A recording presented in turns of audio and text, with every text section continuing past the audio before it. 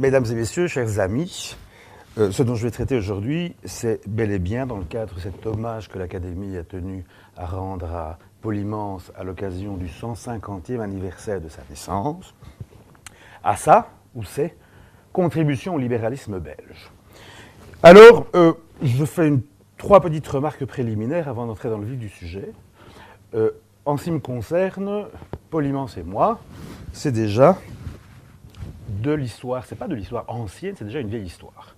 Pour tous les étudiants en histoire à l'ULB, j'ignore si c'est le cas d'étudiants, je suppose que si, d'autres universités, il y avait un passage obligé vers son histoire parlementaire, qu'il avait poursuivi après la mort de son père, l'historien Louis Immense.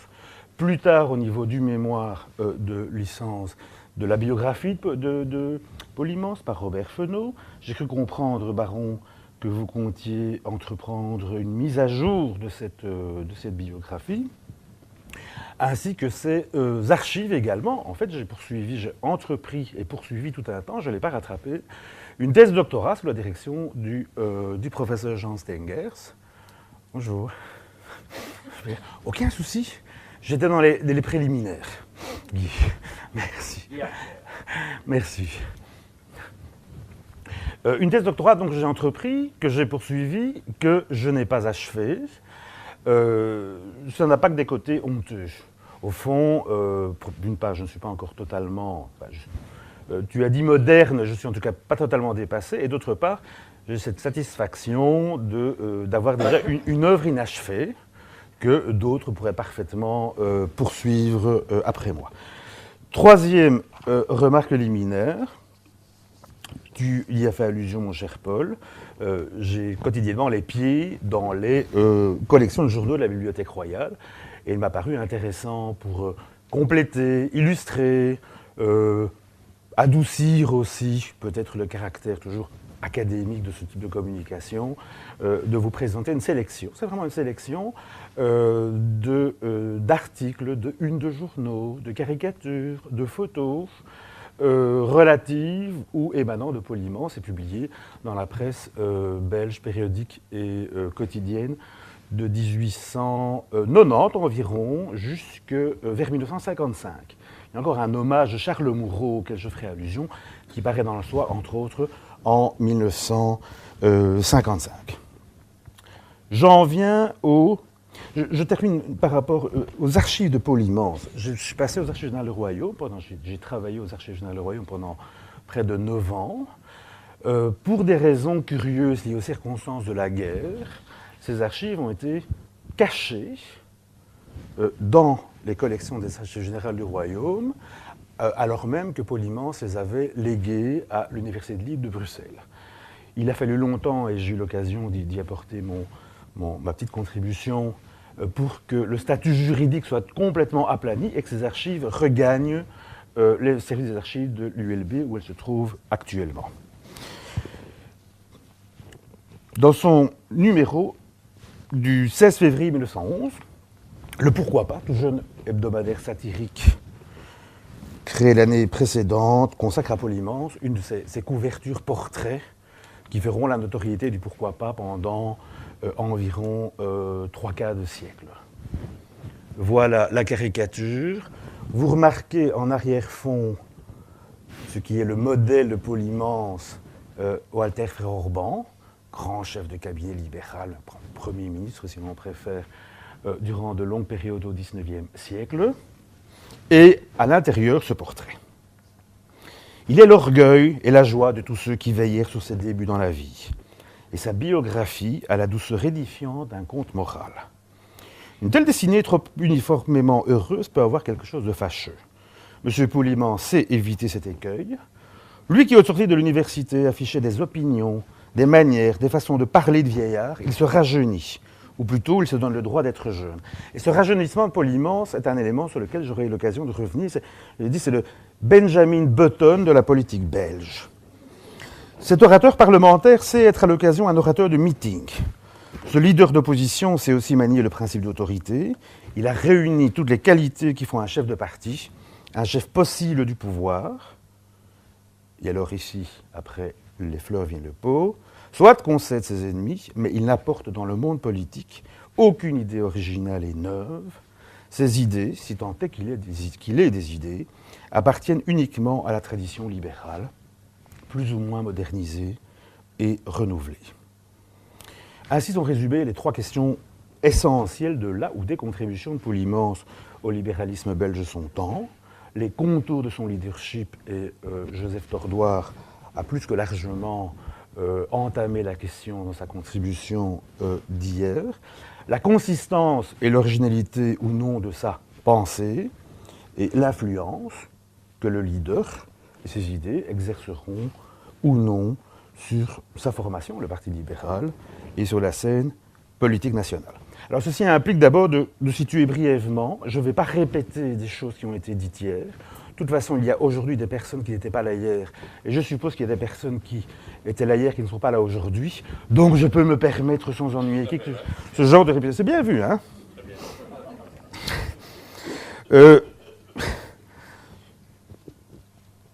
Ceci implique donc de revenir sur la personne de Polymans, son caractère, sa formation, les influences qui l'ont marqué, de dessiner ses thèmes de prédilection, ses moyens d'expression et d'action, d'inscrire enfin son itinéraire dans son temps, dans son contexte. Alors ce dernier point, le contexte, est finalement le plus facile à résumer. Toute la trajectoire politique d'Immense, d'environ 1890 à 1940, l'exil et la mort à Nice en 1941, toute cette trajectoire se déroule dans une suite à peu près ininterrompue de crises ou de mutations. L'avènement de la démocratie, fin 19e siècle, début 20e siècle, avec la transition rapide du régime censitaire, le régime électoral basé sur le sens, donc une capacité contributive, vers une égalité politique approximative, c'est le fameux suffrage universel tempéré par le vote plural, un certain nombre d'éléments liés au diplôme, à l'état de fortune et à l'état civil permettaient d'avoir une deuxième, parfois une troisième voie supplémentaire. Ici, c'était un frein, il s'agissait d'introduire un frein conservateur à l'introduction du suffrage universel, donc dont la base est un homme, une voix. Un homme, une voix, ce suffrage universel-là est exclusivement, faut-il le rappeler, masculin. La transition du régime censitaire à la démocratie, la domination, c'est un élément majeur prolongé du Parti catholique, l'irruption... Qu'est-ce que j'ai dit? Ah, oh, pardon, excusez-moi. L'irruption spectaculaire d'un nouvel acteur, le Parti ouvrier belge, porte-parole de catégories sociales à peu près ignorées pendant 55 ans. Parallèlement, la crise profonde des trois institutions essentielles sur lesquelles s'est bâti durant 50 ans environ le règne de la bourgeoisie belge, le Parti libéral, à l'époque dévasté par les divisions internes, c'est une constante chez le Parti libéral, et décapité par le suffrage plural, l'Université libre de Bruxelles, déchirée entre ses éléments modérés et ses éléments progressistes, ce qui conduit en 1894 à une scission de l'université, la création de l'université nouvelle, et le troisième pilier, le Grand Orient de Belgique, qui, à l'époque, est au bord de l'implosion du fait des mêmes tensions, de plus en plus aiguës, entre ces éléments libéraux, sa majorité traditionnelle au fond, libéraux, modérés et conservateurs, et la montée des frères progressistes, socialistes, avec même une composante anarchisante. Ensuite viendront la Grande Guerre, la Reconstruction, l'ère des gouvernements de coalition, la crise économique de 1919, la montée des totalitarismes, la faillite de la sécurité collective, je suppose que c'est ce dont a parlé hier le professeur Dumoulin, l'effondrement du rêve entamé en 1919 avec la création de la Société des Nations, précurseur de l'Organisation des Nations Unies. Voilà ici donc pour le décor. Venons-en à l'homme immense. Première vue, Pierre, je te guette du regard parce que... Oui, j'ai grand plaisir de voir mon ami Pierre Goldschmidt, le petit-neveu de Polymans, ici au premier. Il y a d'autres immenses. Bigre, si j'avais su. Le physique, à première vue, rien de bien extraordinaire à signaler. Première vue, chez un jeune homme mince, assez petit, plutôt fluet. C'est le fameux, pendant des décennies, ce sera le fameux petit immense, selon ce trait d'humour qui commence d'ailleurs dans les feuilles libérales pour se répandre ensuite. Privilégié de la vie, comblé par les bonnes fées, la mise toujours soignée, prématurément gris puis blanc de cheveux, ce qui contribuera notablement à lui forger cette silhouette, plus tard célébrissime dans l'entre-deux-guerres, à mi-chemin entre un gentleman britannique et Albert Einstein. S'il te plaît, Romain.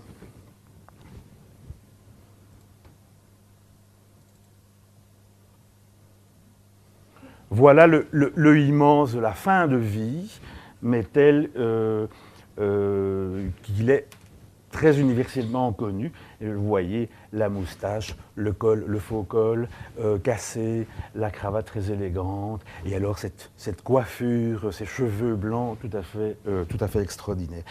À noter qu'Hergé lui-même représentera Paul Immense parlant à la Société des Nations, dans Tintin et le Lotus Bleu. Donc voilà. Ici, c'est page 22. C'est page 22, et alors on voit... c'est très important par rapport à l'œuvre de Tintin. Donc c'est publié d'abord par Case dans le petit 20e de 1934 à 1935. Pour la première fois, Hergé passe véritablement au réalisme, en se basant sur la situation politique. Ici, il s'agit des débuts du conflit sino-japonais.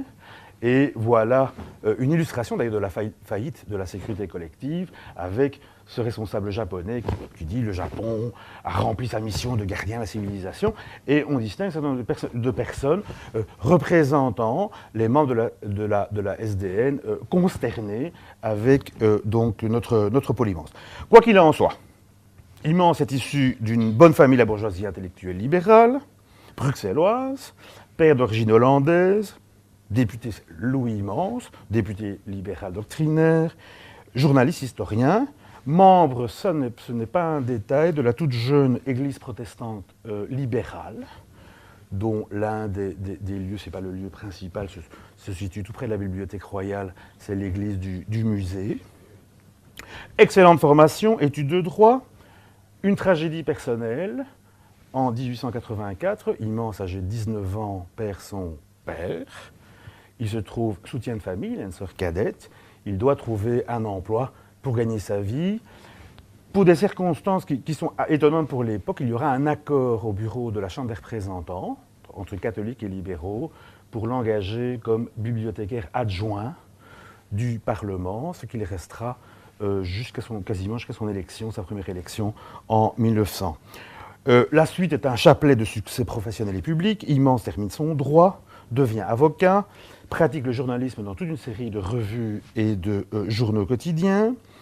En 1897, il est chargé du cours d'histoire parlementaire et de législation comparée auprès de la nouvelle École des sciences politiques et sociales, donc le futur institut de sociologie de l'ULB, et entreprend simultanément une œuvre d'historien. Il poursuit l'histoire du régime parlementaire, l'histoire du régime parlementaire belge de son père, tout en entreprenant une gigantesque biographie de son demi-dieu, Frère Orban. Attention, ici, Paul Immense a fait une remarquable œuvre d'historien. On ne sent pas dans la lecture Marie-Rose, dans la lecture de ses deux premiers volumes, l'un qui sort en 1905 et La Belgique et le Second Empire en 1910, il est impossible de discerner les élans du cœur, qui sont d'ailleurs très typiques de la personnalité de Paul Immense, ces véritables élans du cœur.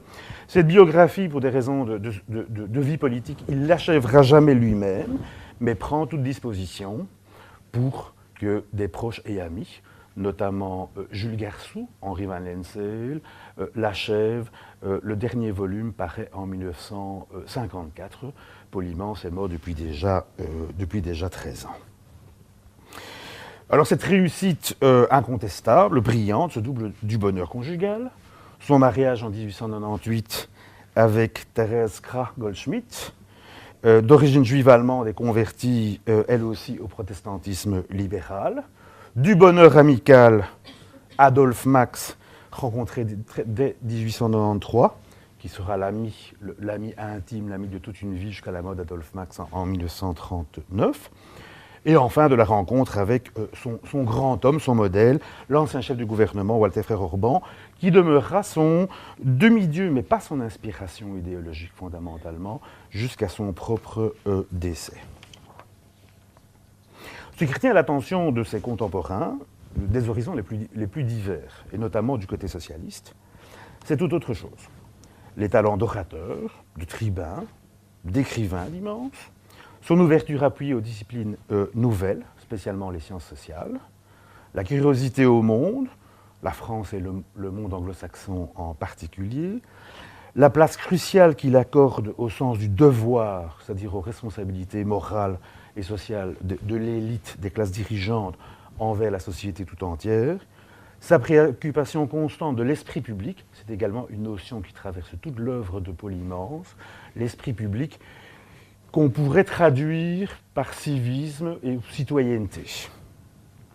Et puis, cette véritable passion qui l'anime, cette flamme qu'il habite lorsqu'il dénonce, et c'est là que le personnage commence à sortir véritablement des sentiers battus et de cette espèce de prédestination heureuse qui semble le caractériser, cette passion lorsqu'il dénonce l'hallucinant mirage du luxe qui s'étale comme sous aucune époque, avec ostentation et vanité face à l'extrême misère de la cohorte des déshérités. Lorsqu'il repousse le qualificatif de libéral modéré. Mon libéralisme n'est pas modéré. Je suis un libéral ardent, convaincu, enthousiaste. Ou quand il prend fait et cause pour le capitaine Dreyfus et ses défenseurs dans l'affaire qui ravage à l'époque la France. C'est au nom de la liberté individuelle, de la liberté de conscience, de la liberté sacrée et la défense en justice que la vieille France généreuse des droits de l'homme, la jeune France lettrée et savante, se soulève contre l'odieuse raison d'État et réfrène les monstrueux déchaînements des passions dont un forçat innocent subit au fond d'une île désolée l'implacable persécution. Tout ce qui contribue, selon les témoignages de différentes époques, à donner à Polymance un charme ou un charisme incomparable. Ah ben Romain, ça va, dit, fais ton travail mon garçon. Le sénateur et futur ministre libéral de l'instruction publique, Charles Moreau. Là, c'est dans une tribune libre du soir en 1955. J'étais bien jeune, se souvient-il, poursuivant mes études à l'université de Bruxelles, lorsque je vis et entendis pour la première fois Polymance. Je garde dans la mémoire ce visage étonnant, où comme dans les visages d'enfants, tout était vérité, sincérité, enthousiasme, joie, colère, indignation et ferveur. Des yeux qui parlaient, tant ils étaient expressifs, des mains nerveuses, des gestes tantôt sobres, tantôt brusques. On ne peut oublier le prestigieux ascendant de cet homme aristocrate de l'intellectualité, qui ne fut jamais ni un rétrograde ni un conservateur. Ce qui doit aujourd'hui nous rester précieux, la leçon que nous ne pouvons oublier, c'est la clairvoyance du politique s'engageant dans des voies où d'autres hésitaient à le suivre. Il y a plus d'un siècle, Polymance, jeune libéral lucide, proclamait la primauté du devoir social. Je voudrais qu'on se rendît compte de ce que représentait il y a 50 ans cette affirmation du jeune chef libéral appelant à l'action d'un libéralisme profondément social. Maurice Bourquin, ensuite, qui a été un de ses collaborateurs à la Société des Nations et aux conférences de la paix. Nous sommes là dans les années 1919-1920. Ceux qui ont eu la chance de le connaître garderont toujours de lui un souvenir lumineux. Je précise, mon cher Pierre, qu'il y aura un peu de contraste aussi tantôt. C'est mieux pour l'équilibre. C'est bien, le souvenir lumineux, c'est bien le mot qui vient à l'esprit. Tout en lui était lumineux. Cette fraîcheur d'âme, que ni l'âge ni les épreuves ne parvinrent à flétrir, cet optimisme dont il avait besoin comme d'air respirable, qu'il faisait rejaillir sur son entourage, cette noblesse, cette générosité qu'il imprégnait, immense, était un grand idéaliste. Marcel-Henri Jaspard, nous sommes là en 1930, immense à 65 ans. Est-ce votre allure physique? Si j'avais à faire de vous un portrait, voici comment j'évoquerais devant nos amis votre personne. Une perruque blanche que l'on croirait empruntée à quelques tableaux d'ancêtres.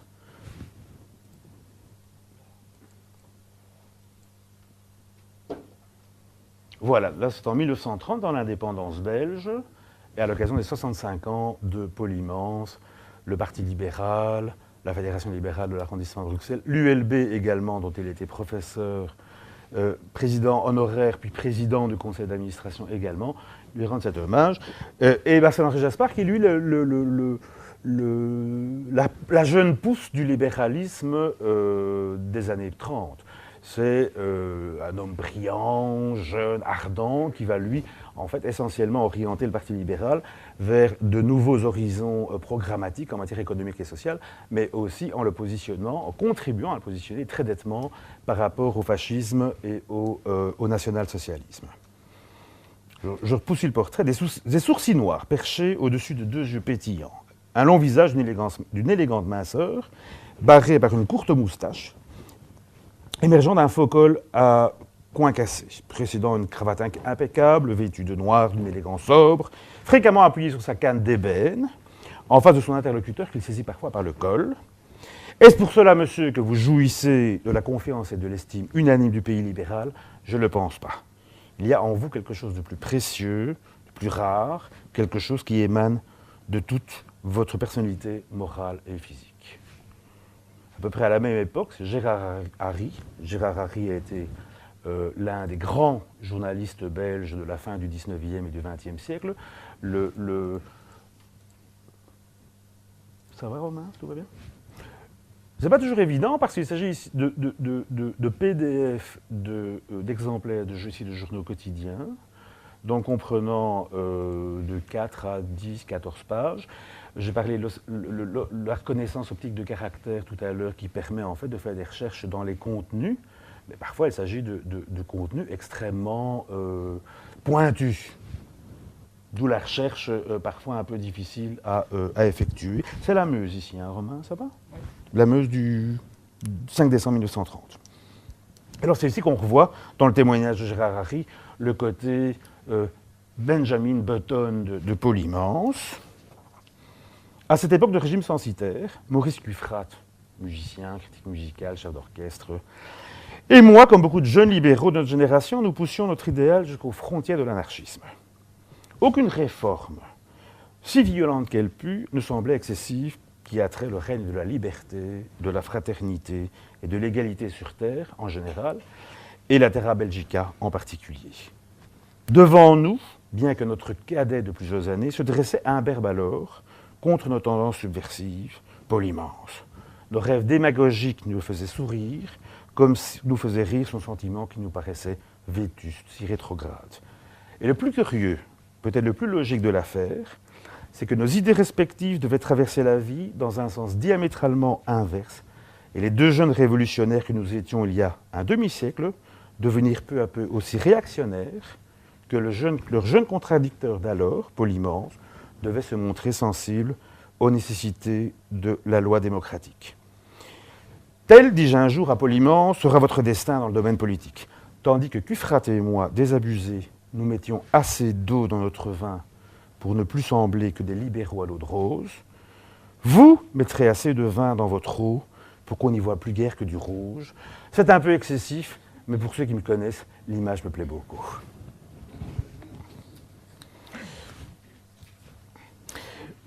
Effectivement, et c'est là l'autre spécificité, côté du contexte dans lequel se déroule, l'autre spécificité majeure de l'itinéraire politique de Immense, cet itinéraire est avant tout l'histoire d'une conversion, d'abord lente, progressive, parfois sensationnelle, puis intégrale et définitive à la démocratie. Conversion dont l'essentiel se joue entre 1893, 1894 et 1911, 1912. C'est vraiment d'une conversion dont on peut parler, car rien ou pas grand-chose, les origines, le milieu social, la formation, les influences intellectuelles de son père biologique et de son père spirituel, rien ne prédestine Immense à devenir l'un des avocats, puis l'une des incarnations de la démocratie représentative belge. Et devenu converti, il s'emploie lui-même à se rallier ses amis politiques, ses partisans et ses électeurs à son idéal politique. On ne peut évidemment faire preuve de déterminisme social, culturel quand on parle de l'évolution idéologique et politique des uns et des autres. Plusieurs des principaux dirigeants du Parti ouvrier belge, le Parti socialiste donc, n'ont pas grand-chose d'ouvriers. Les Émile van der Velde, Jules Destrée, César de Pape, Henri Lafontaine sont bel et bien issus tout à la fois des rangs de la bourgeoisie et de ceux du Parti libéral. Paul-Émile Janson, le fils du leader libéral progressiste Paul Janson, sera lui à un moment tenté par le Parti ouvrier belge, par le socialisme, avant de revenir au Parti libéral. Ainsi, on peut observer une sorte de vase communicant, et c'est aussi une spécificité belge. Quand des gens me disent « oui, mais les libéraux et les socialistes… » Non, non, pas du tout. Il y a là une filiation, en Belgique, une filiation très évidente qui se marque pas seulement par des personnes, mais également par les idées, par les théories, par les cultures, une filiation entre Parti libéral et Parti ouvrier, Parti socialiste. Dommage d'ailleurs que M. Magnette et Chassel ne soient pas là aujourd'hui, parce que je les ai entendus se chamailler assez stupidement à la radio ce matin. Il y a donc vraiment un jeu, un flux de vases communicants entre Parti ouvrier et Parti libéral, l'essentiel s'opérant quand même des rangs libéraux vers les rangs socialistes. Enfin, il n'empêche, à cette premier pas en politique, Polymance apparaît essentiellement comme le jeune espoir du vieux libéralisme doctrinaire, ce vieux libéralisme qui se veut orthodoxe, adversaire de l'interventionnisme de l'État, à l'exception notable de la question scolaire, peu sensible, sinon franchement ignorant de la condition ouvrière, devenue avec l'industrialisation épouvantable dans cette deuxième moitié du XIXe siècle, prônant les vertus de l'enseignement, mais guère empressé à réglementer le travail des enfants et à instaurer l'instruction obligatoire. Une école politique dont le bilan est donc très discutable. Certes, le libéralisme gouvernemental a ébranlé les bases de l'Église catholique, ce qui est en soi quelque chose d'extraordinaire dans le contexte belge du XIXe siècle. Il a en partie laïcisé la société belge et il a surtout gagné le grand combat de la liberté absolue de conscience. Mais vers 1890, ce courant ne représente plus que les vestiges d'une époque révolue et le souvenir passé de la domination de la bourgeoisie. Les premières prises de position d'Immense, d'ailleurs, par la plume ou le discours, elles sont très diversifiées. J'ai fait allusion à l'affaire Dreyfus, au devoir moral des élites et de la bourgeoisie. Donc, il y a vraiment des points de vue parfois extrêmement contrastés ou très riches qui se publient ou s'expriment à la même époque. Mais enfin, ces premières prises ici dans l'hebdomadaire La Liberté, qui est un hebdomadaire franchement libéral doctrinaire, sont dominées par l'anticléricalisme, mais aussi et surtout par l'hostilité au suffrage universel pur et simple et au Parti ouvrier belge. Pas de problème, hein, Romain. Là, ici, ça ne suit pas. Alors, ici, vraiment, encore en 1898, la lutte des classes. Le Parti ouvrier belge est essentiellement un parti de classe à méthode révolutionnaire. Il hait toutes les sortes de bourgeoisie, la libérale comme la conservatrice. Il déteste sans distinguer toutes les institutions vitales, depuis la forme du gouvernement jusqu'au régime parlementaire, qu'il ne lui déplaît pas de discréditer par le mœurs qu'il y a introduit, au risque de s'y discréditer lui-même. Ici, il s'agit des mœurs parlementaires. Cette irruption de jeunes parlementaires socialistes à partir de 1894, même si un certain nombre, je l'ai dit, sont d'aussi purs bourgeois que Immense lui-même, cette irruption change radicalement le ton et la forme des débats parlementaires. On s'agresse, on se frappe et on s'insulte notamment. Alors, notons que cette étiquette d'héritier de frère Orban collera très longtemps à la peau de Polymance. Un peu comme c'est son sparadrap du capitaine Haddock, et ce notamment dans les rangs socialistes, qui pourtant suivent de très près son itinéraire. Si tu pouvais me trouver, Romain, la poule libérale. Voilà. Alors, ici, entendons-nous bien, la poule libérale, il ne s'agit pas des amours folles d'une jeune militante du Parti bleu, mais bel et bien d'une allusion à, il faut quand même préciser, une allusion à un mot célèbre d'Edmond Picard, en fait, qui est essentiellement lié à la stérilité du libéralisme. À partir du moment où le Parti ouvrier avait été créé, le rôle historique du libéralisme s'achevait. Et donc, la poule libérale caquette sans jamais pondre. Et tout l'article est basé sur le fait que on entrevoit tous, à l'époque, la naissance d'un leader, avec Polymance, mais de toute façon, c'est un démocrate affolé, c'est un réactionnaire jeune, c'est un espoir qui a, comme le peuple dira plus tard, un très bel avenir derrière lui. Alors, j'ai parlé de conversion. Alors, dans cette conversion de Polymance à la démocratie, il faut bien insister. Il n'y a pas eu de révélation avec apparition lumineuse, silhouette nimbée, lumière, manifestations auditives, fenêtres ouvertes, gousses d'ail, visites nocturnes, promesses de 70 vierges et autres phénomènes plus ou moins paranormaux. L'extension des... Restez parmi nous, baron. Paul, tu veux un peu d'eau ? L'extension des limites initialement étroites de la trame idéologique d'Immense résulte de la combinaison d'un ensemble de facteurs objectifs dont personne n'a véritablement à ce jour démêlé les chevaux. De même qu'il n'est pas toujours facile de distinguer ce qui relève véritablement de la pensée, de l'intuition, de la sincérité. Et Immense est avant tout essentiellement un homme probe et libre, un homme sincère. D'un côté, et alors ce qui procède quand même inévitablement dans le jeu des forces politiques de l'époque, de la lucidité pure, le constat que les choses étant ce qu'elles sont, autant essayer d'en tirer le meilleur parti, des calculs stratégiques et même des arrière-pensées tactiques. C'est très clair dans les relations Parti libéral, Parti ouvrier belge, et ça vient évidemment d'un côté comme de l'autre. Le Parti ouvrier belge comptera et s'appuiera beaucoup sur le Parti libéral pour, au fond, entreprendre son virage réformiste et s'intégrer littéralement. Ça, c'est une des grandes évolutions de l'époque. Cette intégration d'un parti d'abord considéré comme révolutionnaire à la démocratie belge, qu'il va d'ailleurs fortement faire évoluer, comme au régime parlementaire. Alors, quelques mots à ce stade. Je fais attention à... Tu fais attention à l'heure aussi, Paul ? Oui. Ça va. Ça vous va ? C'est parfait. Quelques mots à ce stade, puisque j'ai parlé de sources tantôt, sur la partie publiée de l'œuvre de Polymance. Alors, dans ces mémoires qu'il élabore au départ de notes prises dans le feu de l'action, qui seront publiées que 17 ans après sa mort, en 1958, par l'Institut de sociologie précisément de l'ULB, Immense lui-même est resté très discret sur cette partie pourtant décisive de son parcours, privilégiant nettement la Première Guerre mondiale, durant laquelle il joue effectivement un rôle extrêmement considérable, comme ministre d'Union nationale, diplomate, chargé de mission, ministre des Affaires économiques dans le gouvernement du Havre. Donc c'est la Première Guerre mondiale, les négociations, les conférences de la paix, la Société des Nations et ses fonctions de ministre des Affaires étrangères qui occupent la plus grosse partie de ces imposants mémoires, ces deux gros volumes. Alors, sa seule œuvre publiée vraiment digne d'intérêt, mais seule une partie de l'œuvre d'Immense a été publiée à ce jour-ci. La seule œuvre publiée véritablement intéressante du point de vue du mouvement des idées et de l'évolution politique fin 19e jusqu'à la Première Guerre mondiale, demeurent ses portraits, essais et discours. Il y a notamment des discours en meeting et d'excellents discours parlementaires sortis de presse en 1914.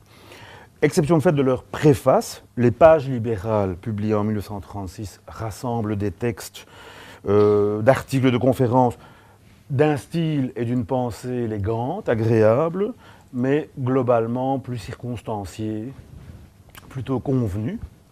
Enfin, fragment d'histoire, impressions et souvenirs, qui est offert, qui est un recueil de textes de conférences, d'articles, offert par ses amis à Polymance à l'occasion de son 75e anniversaire. Là, on est donc début 1940. C'est celui qui a une préface de Jules Bordet ? Absolument. La préface aurait dû être d'Adolphe Max, mort entre-temps, et donc c'est Jules Bordet, prix Nobel de médecine, qui rédige cette préface. Alors ici, dans ce cas également, c'est surtout la Société des Nations et la politique étrangère de la Belgique qui occupent la place centrale. Et au fond, à mon sens, seul le premier et le dernier texte de ce volume, le premier texte, c'est la Déclaration des droits de l'homme. C'est son ultime conférence donnée à l'ULB le 5 janvier 1940. Et le dernier texte, Les vieux arbres, empli de poésie, de nostalgie sur les arbres du Parc Royal, sont réellement dignes d'intérêt. Oui, Paul Immense et Thérèse ont fait construire en 1913 un très joli hôtel particulier qui se situe ici, juste à l'arrière, rue Ducal, au numéro 15. Et vous pouvez le reconnaître facilement de loin, puisque c'est le drapeau de la Confédération helvétique, c'est l'ambassade de Suisse, hein, bel et bien. C'est devenu la propriété de la Suisse. Ah ok, la résidence de l'ambassade, merci.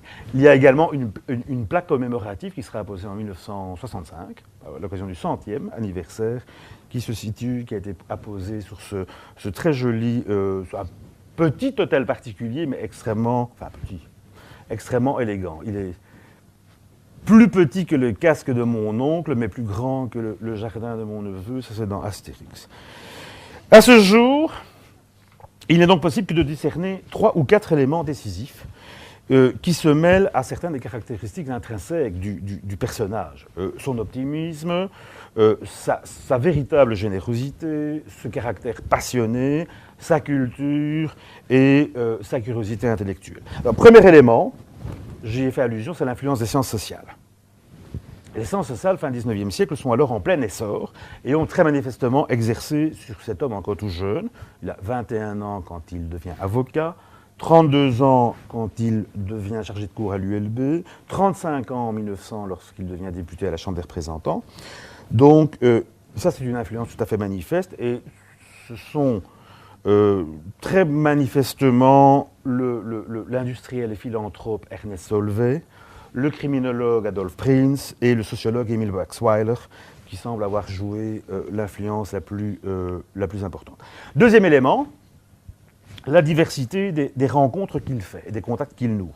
Au gré de ses activités très diversifiées, le barreau, l'université, la presse, la loge maçonnique des Amis Philanthropes numéro 2 également, où il est initié en janvier 1896, un peu plus d'1 an après la création de cet atelier maçonnique par Eugène Goblet d'Alviela. Ça n'a rien d'anodin. Cette création maçonnique, les Amis Philanthropes numéro 2, entame le processus de qu'on appelait dépolitisation de la franc-maçonnerie belge. Une façon de renouer avec la tradition rituelle et symbolique et les débuts qui deviendra plus tard le système belge, c'est-à-dire une troisième voie entre la maçonnerie anglo-saxonne, déiste, spiritualiste, excluant les questions politiques et religieuses, et la maçonnerie latine française, qui est extrêmement présente dans le monde profane. Puis c'est le Parlement, qu'il a déjà pu observer comme bibliothécaire adjoint depuis 1884, et où lui-même fait son entrée donc comme jeune député, jeune chef de file libéral en 1900. Des gens comme Paul-Émile Janson, le vieux leader historique du libéralisme progressiste, Charles Houst, l'un des principaux leaders qu'il détestait d'ailleurs du Parti catholique, Émile van der Velde, où là il y a par contre une vraie connivence entre les deux, c'est des hommes de la même génération, et Émile van der Velde est le Paul Immense du Parti ouvrier, comme on dira également parallèlement que Paul Immense est le Émile van der Velde du Parti libéral, avec un mélange de talent oratoire, de style parlementaire, d'une véritable intelligence des questions politiques. Troisième élément essentiel, l'exaspération croissante, tant chez les socialistes que chez les libéraux, face au pouvoir sans partage détenu par le Parti catholique depuis 1884. Avec tout ce que là se comporte, ce n'est pas seulement un gouvernement homogène catholique, c'est un gouvernement de 1884 à 1914 qu'on peut appeler clérico-conservateur, comme on appelle l'actuel gouvernement turc un gouvernement islamo-conservateur, avec une forte dimension cléricale et théocratique. Donc, 30 ans, ici on est en 1898, donc 14 ans de pouvoir catholique, il y en a encore 16 qui vont suivre, mène à une exaspération dans les milieux socialistes et libéraux extraordinaire. Alors même un homme comme Léon van der Kinderen, à l'époque ça a fait sensation. Léon van der Kinderen, médiéviste à l'ULB, futur bourgmestre d'Uccle, déclare en public être prêt à s'allier avec le diable pour débarrasser la Belgique du pouvoir clérical.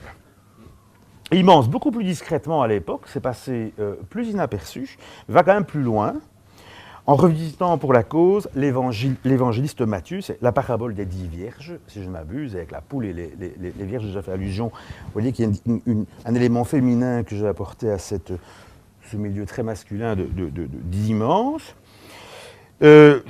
Aujourd'hui, ça c'est le texte de l'Évangile, aujourd'hui est à nous, demain sera à Dieu. Ça devient sous la plume de Polymance. Aujourd'hui est à toi, demain sera à nous, ton règne a trop duré. Alors, 2 ans plus tard, en 1900, il immortalise ce qu'il appelle l'esprit clérical. Et je ne peux pas m'empêcher de trouver des résonances avec certains aspects des évolutions actuelles. Onctueux et compassé dans les salons, rue des batailleurs au milieu des foules ouvrières et rurales, conservateur pour assurer l'égoïsme des riches, démagogue pour satisfaire les convoitises des pauvres, humble ou arrogant selon les lieux et les circonstances, excitant au gré de ses besoins les haines de caste et de race, tel il se manifeste au seuil du XXe siècle, éternellement semblable à lui-même, immuable et multiforme, toujours prêt au combat, jamais vaincu même dans la défaite, jamais rassasié même dans la victoire. Il met en péril les consciences, les institutions et les destinées de notre pays. C'est pour les défendre, les garantir que le libéralisme se relève et prend les armes.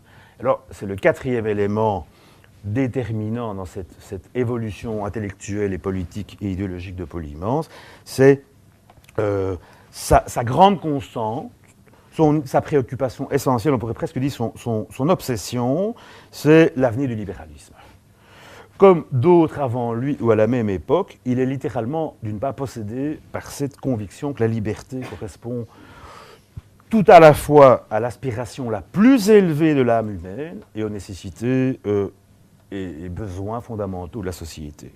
Alors c'est sur ce plan que s'exprime, à mon sens, le mieux le caractère passionné, quasi messianique, profondément spiritualiste de sa pensée et de son discours. C'est aussi l'aspect le plus universaliste de son itinéraire, le goût de la liberté, éternel et immortel, qui transcende les époques, les nations et les races. Alors, je ne vais pas vous bombarder d'une suite d'un florilège de citations. Par contre, ce qui doit être épinglé à ce stade-ci de mon propos, ce sont les efforts déployés par Immense pour garantir en Belgique même une place, un rôle et un futur aux idées libérales et à la formation qui en est le dépositaire légitime, le parti. Alors, à ses yeux, et c'est assez simple, ce rôle, cette place au futur, renvoie à la représentation parlementaire du Parti libéral, à l'unité du parti, à l'adaptation doctrinale et programmatique, ainsi qu'à toute la question des alliances et de la stratégie. Alors, savoir si Immense fait preuve ici d'une originalité exceptionnelle relève, à mon sens, de l'exercice rhétorique. Un Paul Janson, par exemple, est depuis fort longtemps l'avocat passionné de la démocratie libérale. Lui qui se réclame d'ailleurs volontiers, encore une bizarrerie, du socialisme, tout en restant, jusqu'à la toute fin, jusqu'à sa mort, l'un des principaux avocats du drapeau bleu. Un Eugène Goblet d'Alviela, j'y ai fait allusion, se bat lui à peu près sur tous les fronts, la presse, l'université, le Parlement, la franc-maçonnerie, et peut, à mon avis, doit être considéré comme le véritable théoricien du tiers parti, le parti charnière, le parti de juste milieu, anticlérical et anticollectiviste, face à un énorme parti anticlérical, mais révolutionnaire et collectiviste à gauche, et un autre énorme parti anticollectiviste, mais clérical et théocratique à droite.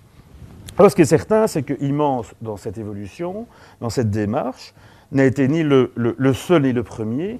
Ce qu'il est tout autant, c'est que contrairement à tous ses devanciers, il a su emprunter, concilier, synthétiser, reformuler les apports les plus variés pour leur donner une véritable force de frappe tout à fait inédite et redoutablement efficace. Alors, pour la juste représentation du libéralisme,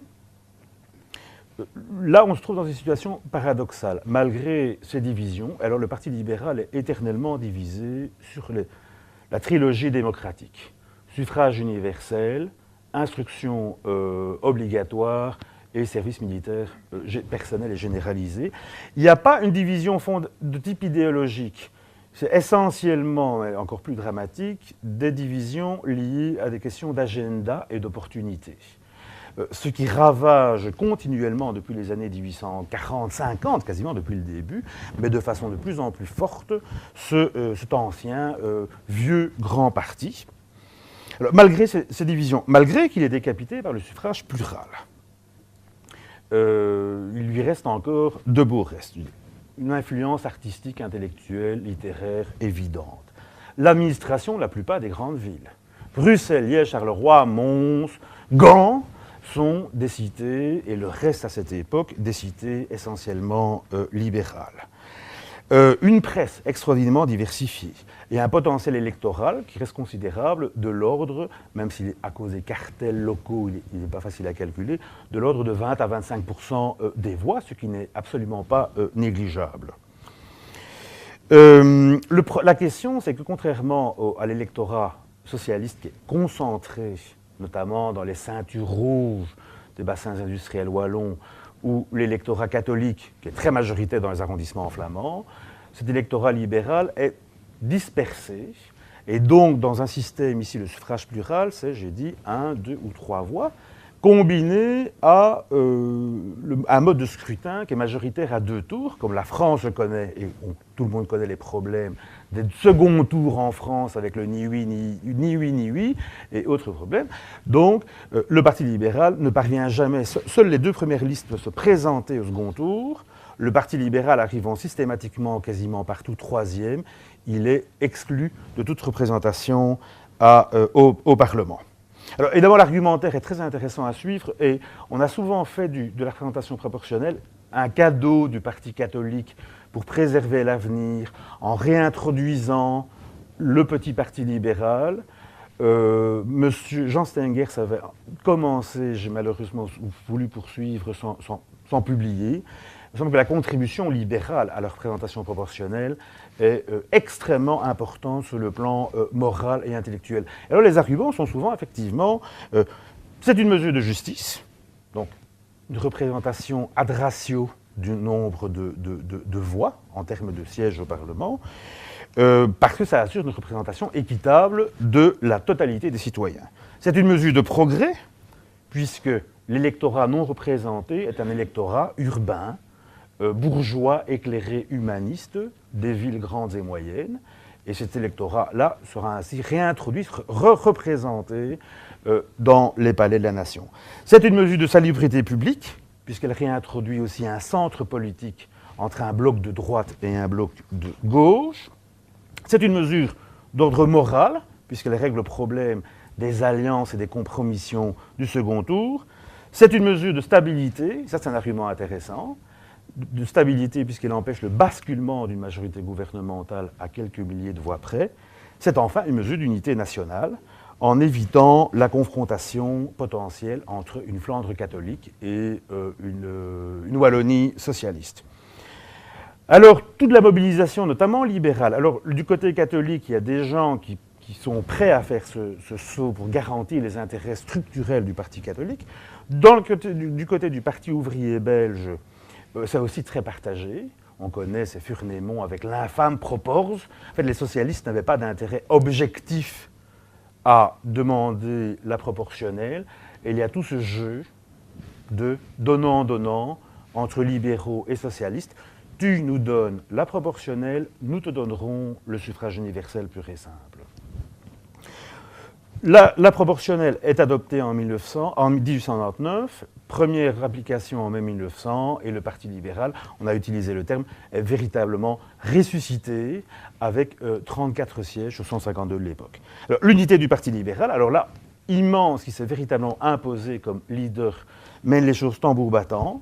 6 mois plus tard, les gauches libérales, donc c'est les groupes libéraux de la Chambre et du Sénat, le Parti libéral s'est intitulé d'emblée et jusqu'en 1961 un parti de gauche. Et ça devient après la gauche libérale. Les gauches libérales pour les deux groupes, les gauches socialistes et les gauches, par la suite, la gauche communiste à partir de 1921.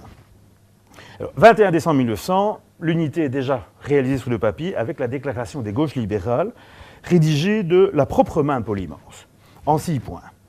L'instruction obligatoire est une nécessité politique et sociale, d'ailleurs indispensable au développement de la production et de la richesse nationale. L'enseignement public à tous les degrés doit être affranchi de toute influence confessionnelle. Là, c'est un point classique de la pensée libérale. Nul ne peut, à prix d'argent, se dispenser du devoir civique de concourir à la défense nationale. Là, c'est la fin de la conscription et du tirage au sort, c'est-à-dire la faculté pour des familles aisées et riches de payer quelqu'un d'une famille pauvre pour faire le service militaire à la place de leur propre fiston. Il y a lieu de poursuivre la réalisation simultanée du principe de l'égalité politique par la suppression du vote plural et la réalisation du principe de représentation proportionnelle, qui est déjà en application, mais qui n'est pas encore confirmé constitutionnellement à l'époque, ni généralisé. L'amélioration morale et matérielle du sort des travailleurs doit être aujourd'hui plus que jamais l'objet des efforts du Parti libéral. Le libéralisme poursuit par le développement de l'instruction et de l'éducation, par la législation sociale la plus apte à relever la condition économique des travailleurs, l'union des classes et l'organisation d'une démocratie pacifique, progressive et éclairée. Alors, chacun le constatera, ce texte peut sembler un véritable manifeste révolutionnaire. 2 fois travailleur dans un manifeste libéral, ça laisse pantois. C'est également un modèle de compromis. On voit bien les compromis entre l'aile modérée du parti et son aile progressiste. Le compromis aussi en liant le suffrage universel à la représentation proportionnelle par rapport à toute la stratégie avec le Parti ouvrier belge. Et alors, c'est aussi, au fond, par certains aspects, un pur chef-d'œuvre de langue de bois. Il y a lieu de poursuivre, le libéralisme poursuit, il poursuit à l'époque sans rien rattraper. Cependant, l'unité est réalisée, ça c'est la conséquence ou la traduction majeure de la déclaration des gauches libérales. Et il y a bel et bien 2 réformes très précisément mises à l'agenda politique. C'est le suffrage universel personnel puis généralisé. C'est d'abord un fils par famille, puis en 1913 ça devait généraliser. Et c'est en 1914, à peine un peu plus d'un siècle d'ici, enfin l'obligation scolaire, l'instruction obligatoire. Marie-Rose ? Non, elle n'a pas pu être impliquée, puisqu'en fait, elle est votée en mai au Parlement en mai 14. La guerre débute début août 1914, et donc il faut attendre 1919-1920 pour... Oui, donc il y a moins d'un siècle, effectivement, en termes d'application de l'obligation scolaire en Belgique. 3e point, l'adaptation de la doctrine libérale. Alors là, en ce qui concerne le suffrage, l'égalité politique, le suffrage universel pur et simple, les choses se font moins facilement. Il faut attendre environ 10 ans, à partir de la déclaration des gauches libérales, de discussions internes, de négociations acharnées avec le Parti ouvrier belge, portant notamment sur les garanties du maintien de la proportionnelle et le vote des femmes. Le Parti libéral est le plus engagé contre le vote des femmes, pour une raison simple, pour lui, qui sera reprise par le Parti ouvrier aussi, mais qui lui a inscrit dans son manifeste le suffrage universel pur et simple des 2 sexes. Pour le Parti libéral, pour les femmes, il n'en est pas question. Une femme est forcément une électrice influencée par son confesseur, sachant que 90% des femmes belges sont catholiques, qu'elles vont à la confession hebdomadaire, ce seront d'office des électrices catholiques. Dans les quelques cas où, dans l'entre-deux-guerres, où le problème catholique, anticatholique s'est manifesté, en 1932, il s'est bel et bien révélé que les prêtres appelaient ouvertement leurs électrices, les femmes, pardon, leurs comment on dit, les confessées, appelaient à influencer le mari à se refuser à lui s'il votait pour un parti anticlérical. C'est en 1932, donc il n'y a pas tellement longtemps, une évidence qui transparaît en chair. Une autre chose, il y aura en novembre 1932 un tremblement de terre. Ah non, c'est tout à fait un tremblement de terre qui sera interprété par la presse catholique comme un signe que Dieu envoie à l'électorat catholique. Est-ce qu'il ne faut pas distinguer pour le vote des femmes le vote aux législatives ou au communal? Ça, c'est en 1921. À l'époque, d'ailleurs, il y a quelques citations extraordinaires de Polymance sur les ménages à trois, enfin sur les trois sortes de ménages. Non, il y a de très belles interventions parlementaires sur le vote des femmes juste avant la guerre sur la question. Les catholiques disent non, c'est d'abord entre mari et femme que se joue l'influence politique. Et on se répond non, il y a trois sortes de ménages et pas des ménages à trois, précise-t-il. Les ménages où c'est l'homme qui influence la femme, les ménages où c'est la femme qui influence l'homme parce qu'elle dispose d'outils de séduction que l'homme n'a pas, précise-t-il, et les ménages, c'est authentique, c'est à la Chambre en 1913, et les ménages comme le sien, mais des sont minoritaires, où les époux vivent en parfaite harmonie, sans vouloir s'influencer mutuellement. Alors, après la Première Guerre mondiale, les guerres, avec tous les horreurs évidemment qu'elles ont charriées, les guerres ont toujours eu un effet d'accélération sur les réformes électorales, sociales. Le suffrage universel pur et simple ne sera pas non plus adopté faute de la guerre ici, mais en 1919, ça va très vite. Suffrage universel pur et simple, masculin, à 21 ans, alors qu'ici il est question de 25 ans. Suffrage universel, oui, Patricia ? Suffrage universel féminin pour les élections communales, parce que les femmes ont participé grandement à l'effort de guerre, mais tout de même, on ne les considère pas encore comme totalement matures et émancipées par rapport à leurs confesseurs catholiques. Et une petite exception pour les veuves de guerre, notamment le suffrage législatif. Ce qui n'empêche pas les femmes d'être élues. Elles ne sont pas électrices, mais elles sont bel et bien éligibles, avec la première femme, c'est aussi de la famille Janson, la première femme à entrer au Sénat, c'est Marie Spaak. Et puis alors progressivement, ça va très lentement et très imparfaitement se répandre. Alors, donc ici, pour le suffrage universel pur et simple, c'est quand même long. Pour les adaptations, l'amélioration morale et matérielle du sort des travailleurs, c'est encore plus long. Là, on doit attendre quasiment, noir sur blanc, véritablement, le congrès doctrinal libéral de 1935-36 pour avoir un programme. C'est souvent des formules vagues, hein. Nous voulons l'amélioration du sort des travailleurs. Vous ne mangez évidemment pas de pain. Je crois que personne n'a envie de dire publiquement, moi je n'ai pas du tout envie d'améliorer, même M. De Wever, j'imagine, même M. Chastel, nous ne vont jamais dire à la télévision, nous on s'en fout des travailleurs. Ça ne nous intéresse absolument pas. C'est très politiquement correct d'aimer les travailleurs.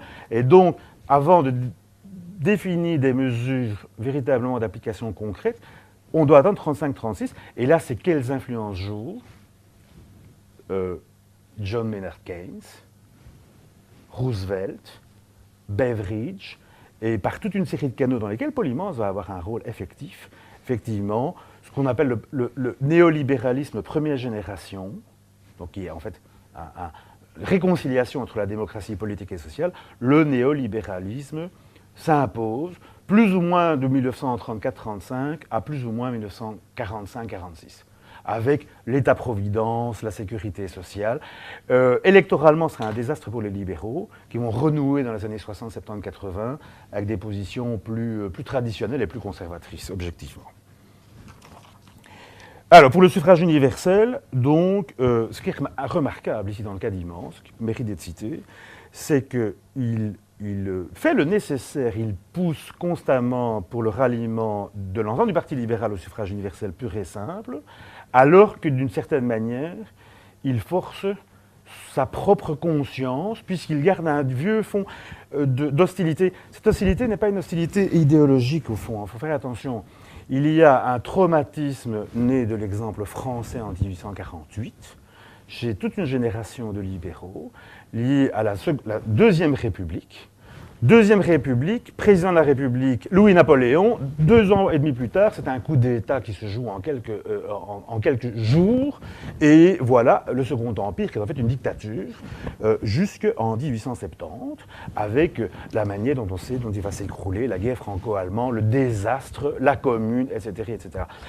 Toute une génération de libéraux est convaincue, avec une totale sincérité, que donner le droit de vote égal, un homme, une voix, à tout le monde, c'est la Flandre réactionnaire et catholique jusqu'à la fin des temps.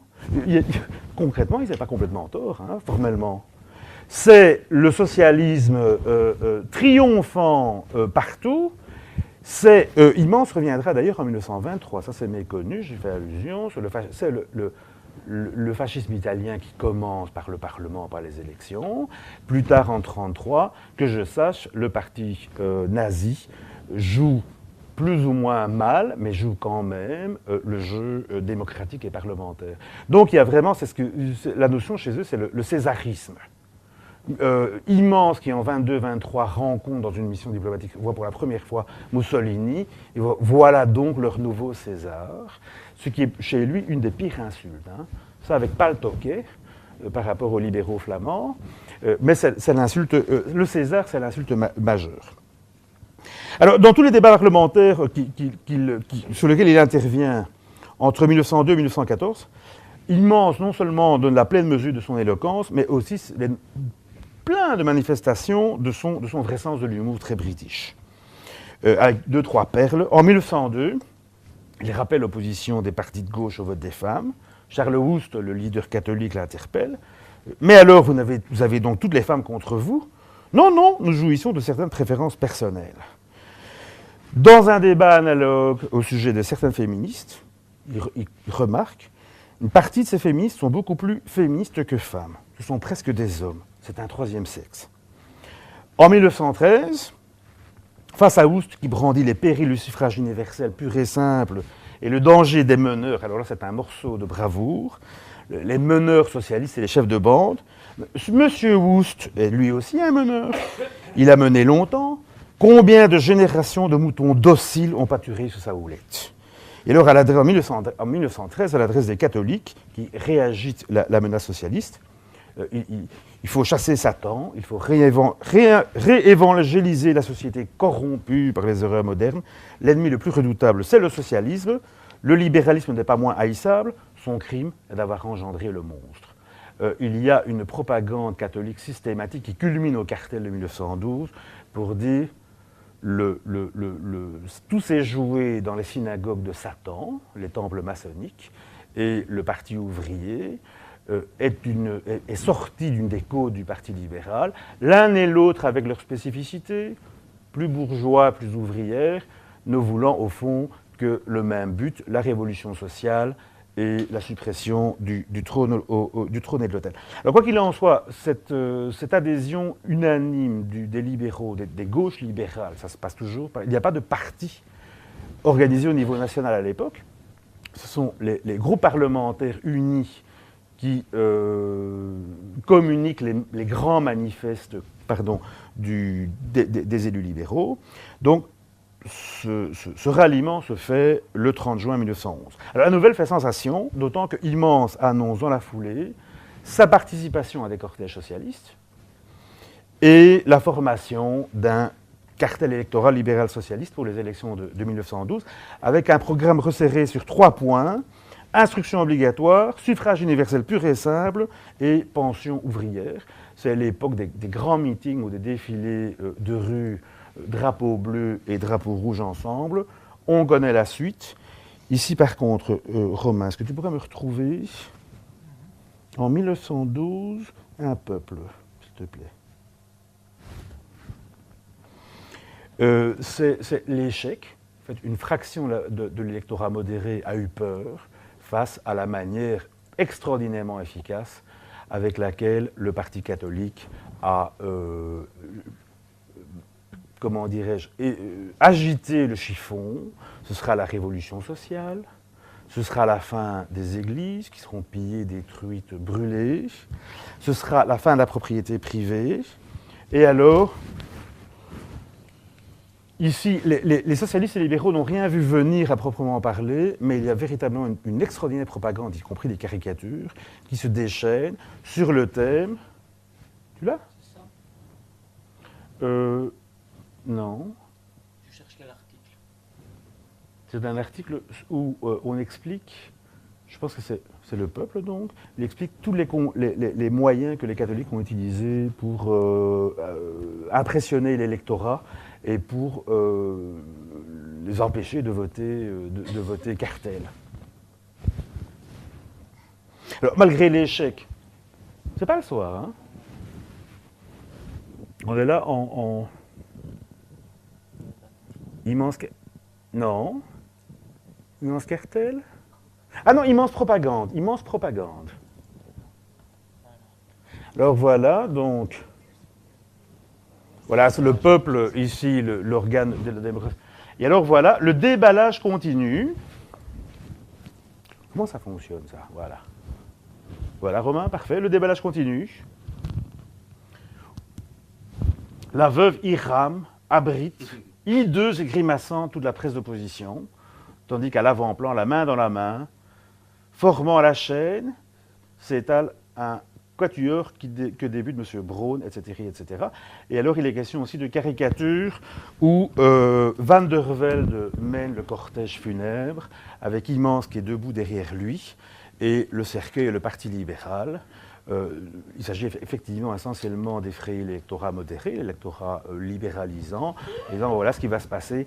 Le succès du cartel, c'est la fin du Parti libéral. C'est, chez Houst, Marie-Rose, notamment chez Charles Houst, c'est un argument quasiment constant qu'il martèle jusqu'à ad absurdo.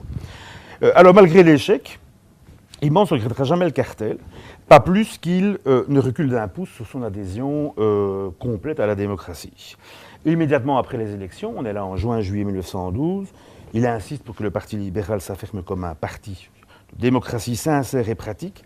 J'entends par là l'étude et la solution de tous les problèmes qui touchent aux plus pauvres, l'instruction, l'éducation professionnelle, le travail, le logement, l'hygiène, les risques du chômage, de maladie et de vieillesse. Le immense démocrate sincère, incontestablement, est une réalité qui ne se démentira plus jamais. Dès 1923, il est un des premiers, il s'élève avec véhémence contre les débuts du fascisme italien et ses partisans en Belgique. Il parle de l'ensemble des tendances, des principes, des institutions de ce stupide 19e siècle. Indépendance belge, fin 1923, Romain. Fini donc, périmer la Constitution, qui a été l'arc-boutant de la Belgique indépendante pendant près d'un siècle, et les droits de l'homme et du citoyen que la France enseigna au monde.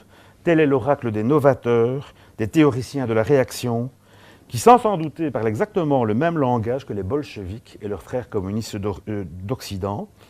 Alors, qu'est-ce que ces nihilistes nous promettent? À quoi aspirent-ils? À l'efflorescence du protectionnisme ou au rétablissement des corporations du Moyen-Âge?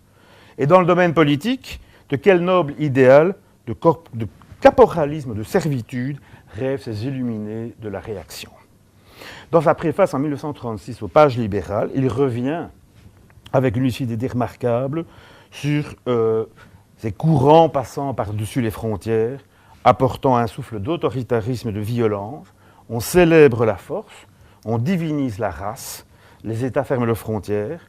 Dans notre pays où foisonnent les libres associations, les syndicats et mutualités de diverses nuances, on imagine de créer la corporation obligatoire, de classer d'autorité les citoyens en compartiments professionnels. Ça, c'est le grand projet notamment du fascisme italien. Donc, un semblant de représentativité de la population sur base d'un modèle vaguement inspiré des corporations d'Ancien Régime, suivant les métiers, et dans un rapport de force, disons, ouvrier-patron de 1 à 500, au bénéfice du patron, le parti ayant le dernier mot, et le parti fasciste, contrairement à un certain nombre parfois de mythes, s'est révélé un parti extrêmement réactionnaire.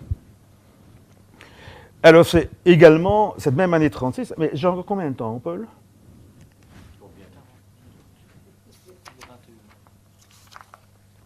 J'ai encore besoin de 15 bonnes minutes, si ça vous va.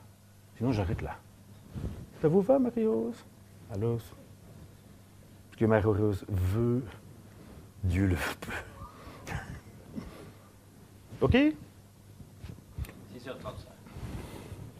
Oui, la seule chose, ici, par rapport à ceci en 1936, je dis ça, il parachève vraiment tout le volet juridique en matière économique et sociale. C'est là que les choses vont aller le plus lentement pour se préciser en termes de programme. Non pas, il y a tout ce langage généreux, les assurances sociales, les pensions et tout.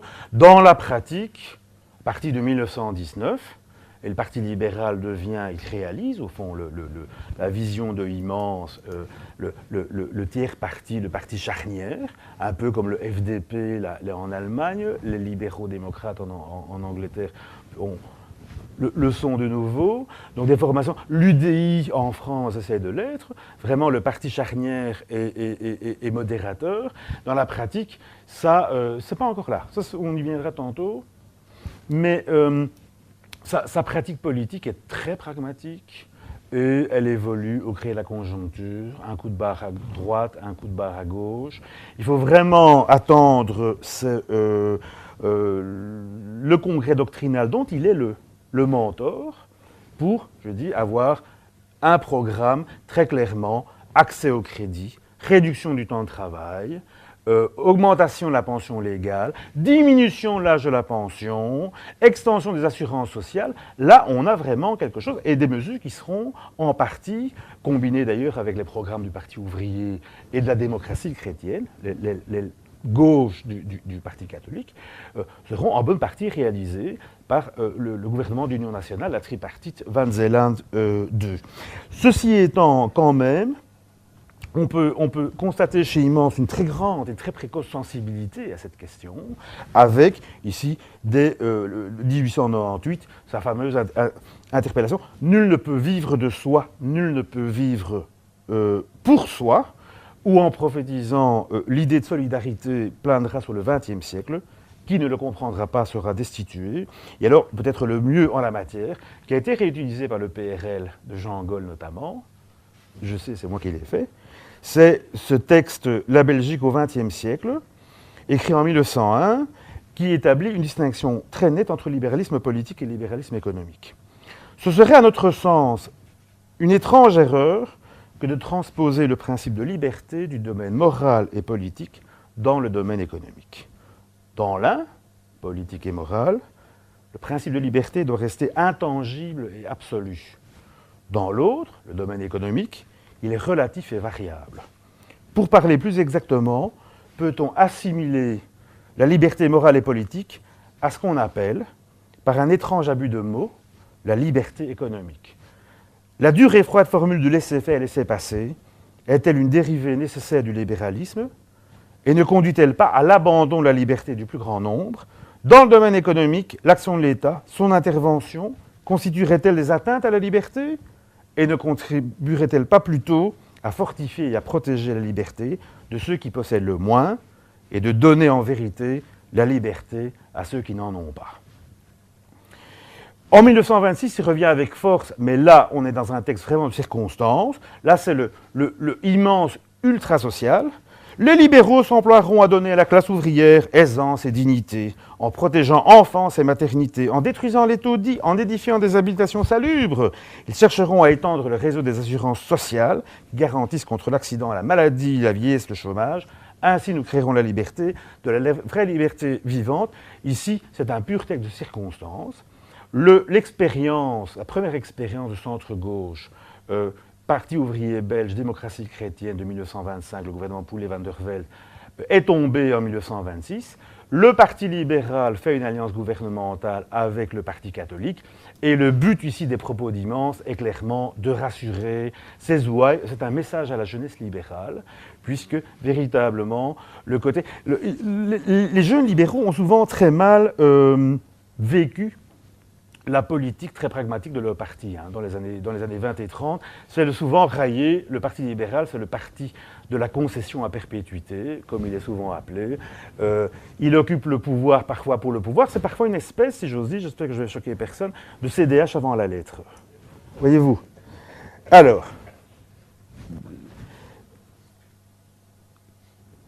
Maintenant, je vais terminer pour les principaux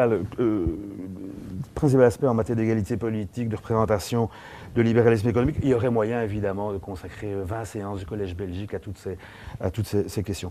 Alors, 1934, il n'est plus ministre des Affaires étrangères, il est ministre sans portefeuille dans le gouvernement Van Zeeland I.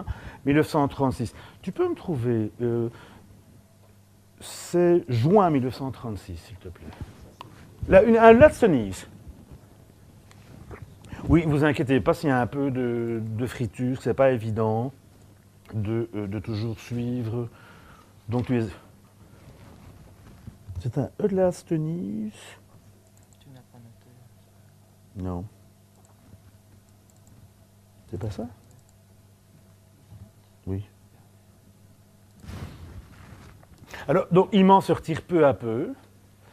Il est encore élu dans des circonstances abracadabrantesques en 1936. En fait, il est finalement peu aimé des militants. C'est un homme qui passe l'essentiel de ses préoccupations par rapport à la politique extérieure, qui professe un... Voilà, s'il te plaît, tu peux rester sur cette photo parce que je vais y rester un petit peu. Qui professe un grand mépris pour la cuisine électorale.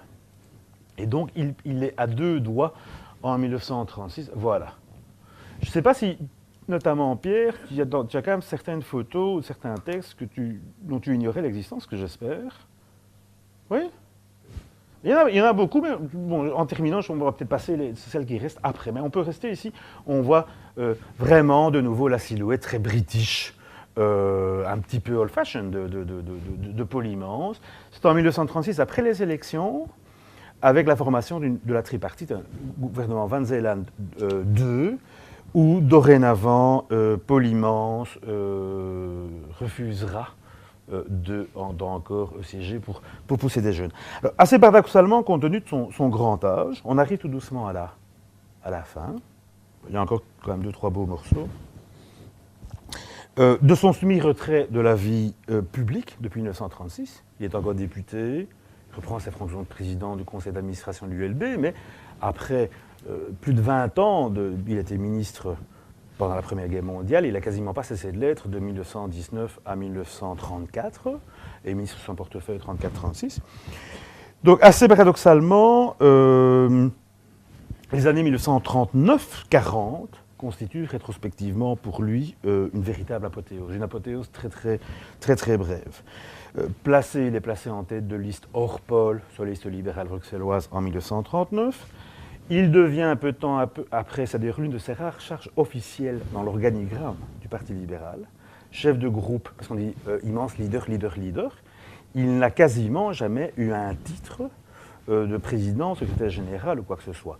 Là, il devient président de la gauche libérale de la Chambre, présidence laissée vacante par la mort de son ami intime Adolphe Max. Alors, parallèlement, à l'occasion de son 75e anniversaire, donc en 1940, il est célébré par l'ULB, par le Parti libéral, très largement aussi au-delà de ses frontières, de façon très consensuelle dans le bon sens du terme. Seul de façon révélatrice, c'est les partis d'extrême droite, notamment le Rex, qui refuse de s'associer à ces hommages, avec notamment ce commentaire de Léon de Grelle en mars 1940, par rapport à un hommage appuyé. Ça, c'est 1936, c'est une caricature qui représente immense Van Zeeland et Spaak, finalement faisant à courte échelle aux bolcheviks, incarnés par un soldat de l'armée rouge. C'est très courant à l'époque dans la thématique des partis, enfin essentiellement Rex d'un côté, le Vlaams National Verbond, le Parti nationaliste flamand, de jouer très fort, ça paraît très paradoxal avec la montée des fascismes et du nazisme, mais de jouer très fort sur la peur du rouge. Le Front populaire à Paris, le Frente Popular en Espagne, des tentatives en Belgique entre libéraux de gauche, socialistes, démocrates chrétiens, sans aucune perspective ou véritablement une possibilité de majorité. Et donc, après le déclenchement de la guerre civile, cette croisade anticommuniste de la guerre civile espagnole va littéralement exploser. La dernière heure, qui n'a pas toujours eu des rapports faciles avec Polymance, la dernière heure est très longtemps l'organe du libéralisme radical, donc le libéralisme le plus à gauche. La dernière heure lui rend néanmoins de très grands hommages en 1940, et De Grelle épingle ce journal en disant « Nous aurons la grande audace de ne pas joindre notre fleur aux bouquets et aux couronnes que l'organe du libéralisme maçonnique, du cyclisme intégral et de la prostitution clandestine dépose à ses pieds. » La dernière heure était aussi un journal très branché sur le sport, et c'est aussi dans ce genre de presse qu'on trouve les premières petites annonces coquines, extrêmement sages quand on y revient. Peu de temps auparavant, en mars 1939, le conseil communal de Woluwe-Saint-Lambert avait décidé d'appeler avenue Polymance Ministre d'État le deuxième tronçon de l'avenue appelé à relier le rond-point Saint-Michel, qui est à l'époque actuellement rond-point Montgomery, qui part, donc vous avez l'avenue de Brockville, puis vous avez le tronçon Polymance de l'hôtel communal Place Stomberg jusqu'à... maintenant, il y a une partie qui a été rebaptisée Cours Paul-Henri Spaak, auprès du Wolubilis et du Cook and Book, que peut-être plusieurs personnes de l'assistance connaissent bien. Et alors, elle se prolonge par l'avenue Émile van der Velde, ministre d'État. On peut d'ailleurs se demander, c'est assez curieux, tous ces hommages, dans quelle mesure cet élan crépusculaire ne constitue pas une certaine façon de se rassurer et de ritualiser des moments de réconfort à un moment où il était devenu évident pour quasi tout le monde que le monde serait bientôt ravagé par la guerre, la destruction, le racisme. Qui plus est, deux autres grandes figures tutélaires de la démocratie belge avaient disparu précédemment. Fin décembre 1938, c'est le patron, Émile van der Velde. Il faut voir le film d'Henri Storck, avec Émile van der Velde devenant sourd avec son petit cornet, pour voir ce qu'a représenté cet homme et ce qu'a constitué sa mort auprès des milieux défavorisés, des milieux ouvriers. En novembre 1939, il s'agit de quelqu'un qui, à sa manière, est aussi glorieux, c'est Adolphe Max, qui s'est couvert évidemment du fait de son courage par rapport aux Allemands pendant la Première Guerre mondiale.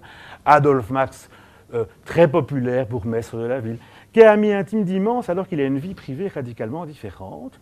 Immense, autant que je sache, Pierre, est un homme très amoureux de Thérèse Cras, il est très heureux avec elle, alors que Max restera toujours célibataire. Il a un seul compagnon, c'est son chien, son fox. Il en a fait 2 générations de fox. Alors, par contre, il a des maîtresses, à n'en plus savoir qu'en fait, qu'il va généralement chercher en les draguant parmi les danseuses, notamment au Théâtre Royal de la Monnaie. Ce n'est pas un secret polichinelle que je trouve. Mais il y a véritablement, effectivement, cette ritualisation rassurante. La mort de Max, pour Polymance, personnellement, est un coup dur. C'est l'une des plus grandes joies et des plus grandes forces de toute mon existence. À la même époque, parallèlement, il n'échappe pas lui-même à la multiplication des attaques personnelles dans les milieux de droite ou d'extrême droite. Il devient, pour le pays réel, occasionnellement, le juif immense. Dans Wolkenstadt, le journal du VNV, de Alfioot immense. Le frère immense dans la campagne antimaçonnique menée vigoureusement en 1938 par la Libre Belgique. Alors c'est quelque chose, dans le fameux Quality Paper de la Libre Belgique, c'est quelque chose évidemment, une espèce de page honteuse de son histoire, puisque pendant plusieurs semaines, des listes de francs-maçons réels ou supposés vont être publiées. Est-ce que tu peux ici maintenant, Romain ? Non, il y a les cagoulats démasqués de Ouwerx, mais la Libre Belgique, il s'agit de... Tu vas voir le nom. Libre Belgique de... Les 2 de 1938, s'il te plaît. Dans l'ordre.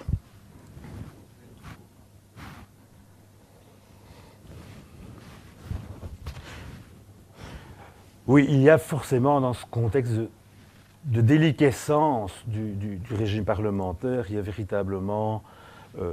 toute une parole qui se libère et des obsessions, évidemment, par rapport notamment.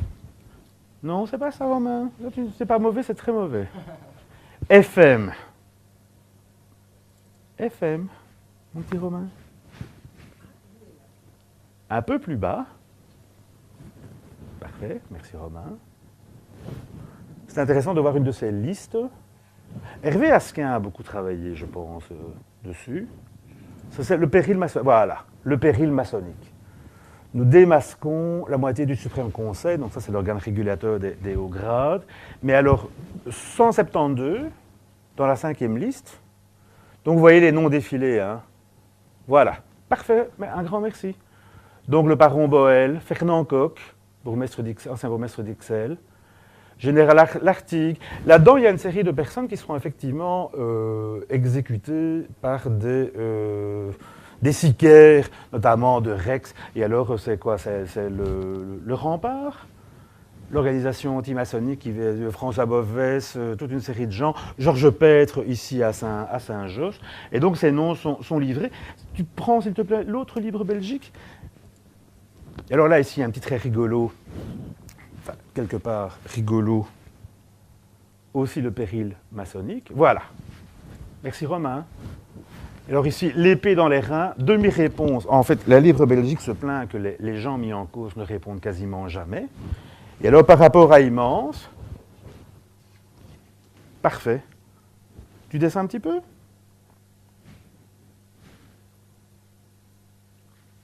Encore un petit peu. La loi du silence, et voilà, donc le fait qu'ils ne réagissent pas aux attaques. Enfin, le frère Paul Immense fait lui aussi la sourde oreille. Il ne prend plus dans la presse nationaliste. Tu remontes, s'il te plaît, Romain? La défense de l'université maçonnique et non pas libre de Bruxelles, ni de sa jeunesse si souvent socialisante et communisante, ceci vous prouvant par by the way qu'on est toujours le communiste ou le socialiste de quelqu'un.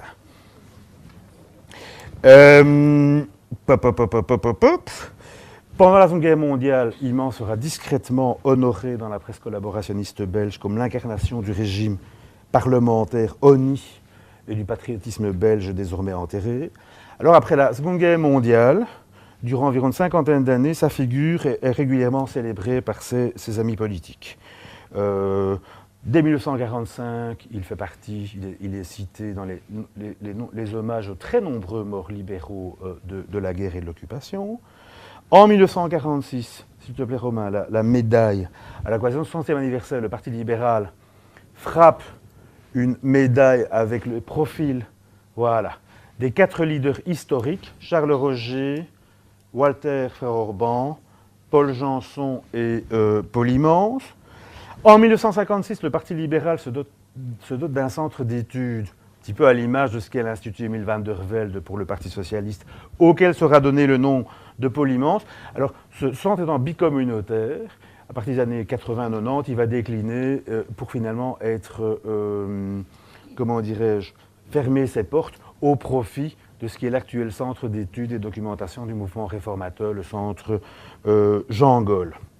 En 1965, pour le 100e anniversaire, enfin, toute une série de commémorations, également à l'Université libre de Bruxelles, au Parti libéral, l'émission d'un timbre-poste à l'effigie d'Immense et la plaque commémorative sur le numéro 15 de la rue du Cal. Le dernier à vraiment avoir systématiquement, mais ça faisait le fruit d'un dialogue que j'ai beaucoup apprécié à l'époque, c'était Jean Gaulle, qui, dans les années 90-95, était très soucieux de redoter le PRL de références sociales, et notamment étant très sensible à cette fameuse citation « La liberté est absolue dans le domaine moral et politique, elle est relative et variable dans le domaine économique ». Ça revient plusieurs fois. Enfin, après, le souvenir de... Je conclus bientôt, si vous me laissez encore quand même 5 bonnes minutes. Il y aura beaucoup de questions? Non. Non, parce que ça ne sert à rien. Si tu as dit hier qu'il n'y avait pas beaucoup de questions, c'est prévoir une demi-heure. Mais hier, nous n'aurons pas eu une minute possible de questions. C'est vrai? Ah, ben écoute, alors égalisons, je termine. 5 minutes. Voilà. 5 minutes.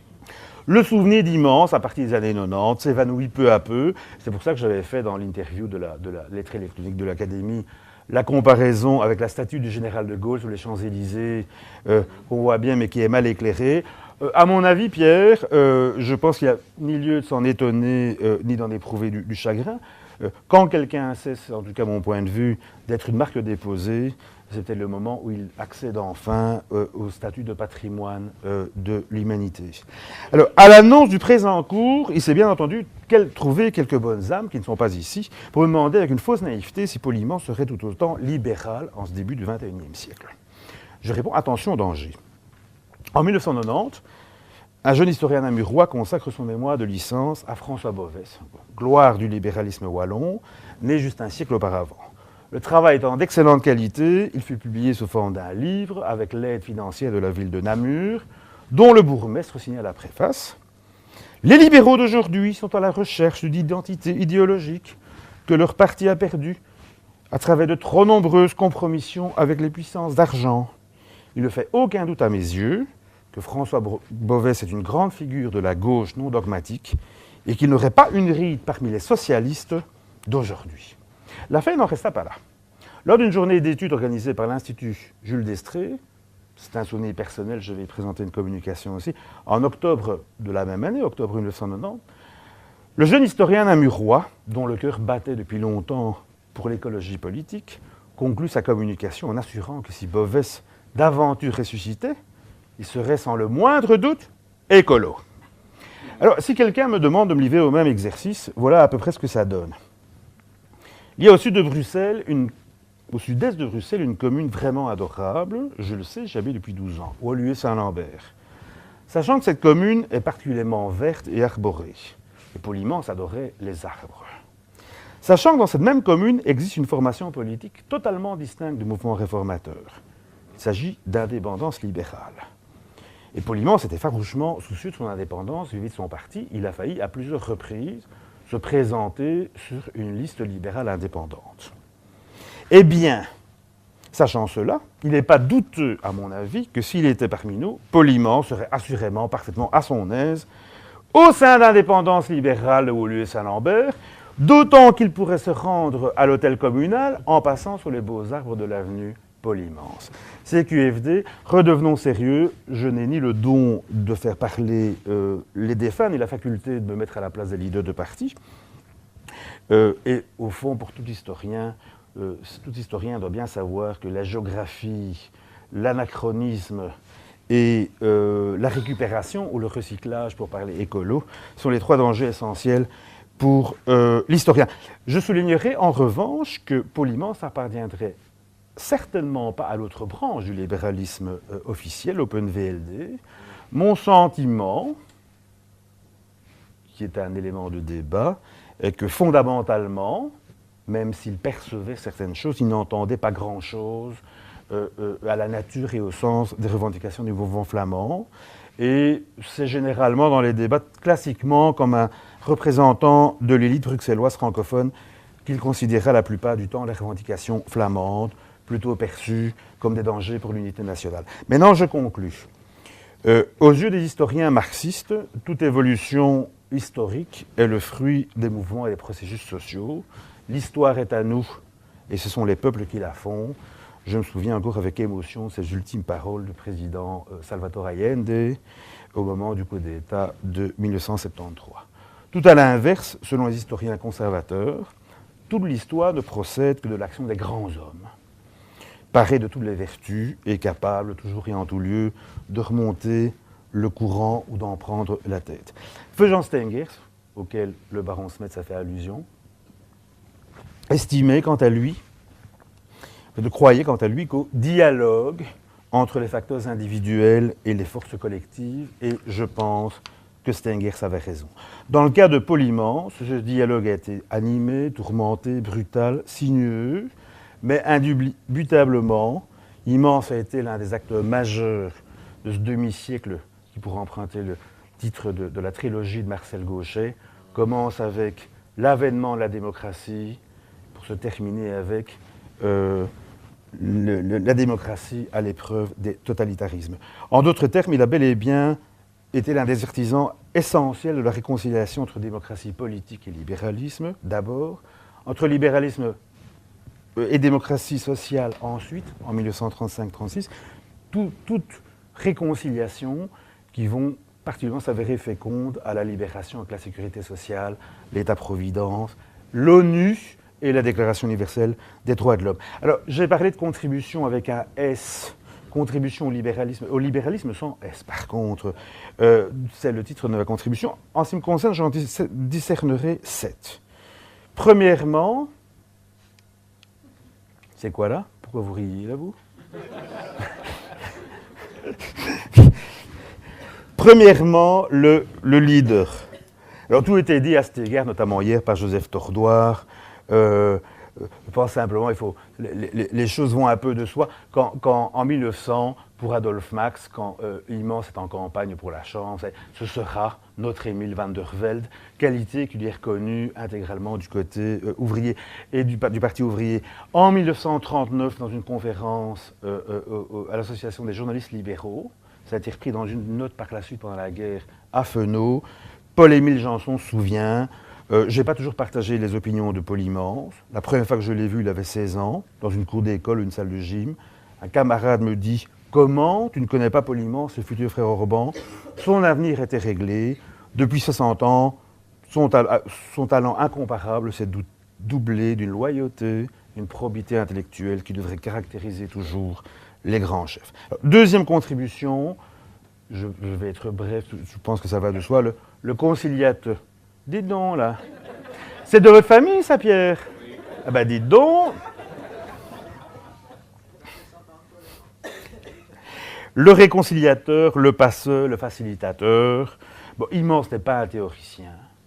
C'est un intellectuel ouvert à différentes disciplines, l'histoire, les sciences sociales. Je vous en prie. on va être enfermé.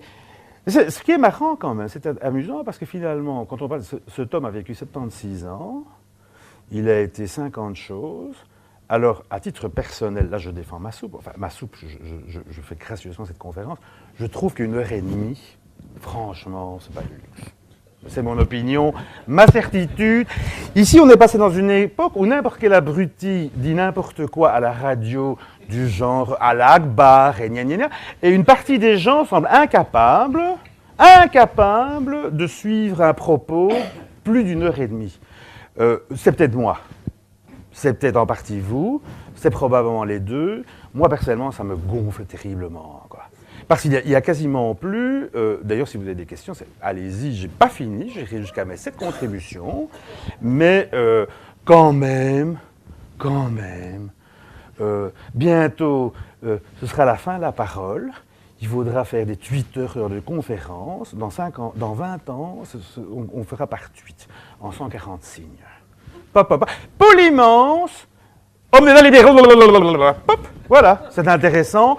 Pour le même prix, je préfère encore un bon livre, mais je suis encore plus conservateur qu'il l'a pu être. Je termine. Le réconciliateur, le passeur, le facilitateur, entre